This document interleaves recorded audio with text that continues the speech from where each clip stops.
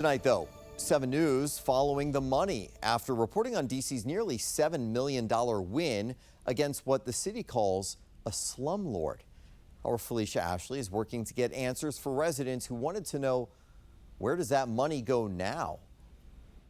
Almost monthly, 7 News has reported on hundreds of thousands of dollars or millions in district lawsuits against D.C. slumlords. I'm not saying don't get something, or get paid or whatever the case might be, but why would they take half of the settlement? After every suit, community members have reached out to 7 News asking, where does the money go and why doesn't it go back to improving housing conditions?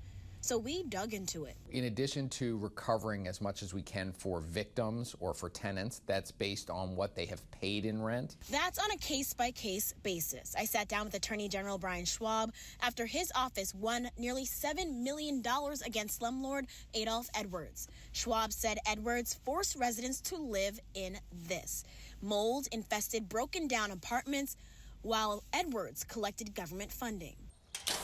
And I was like, wow, why did they take so much?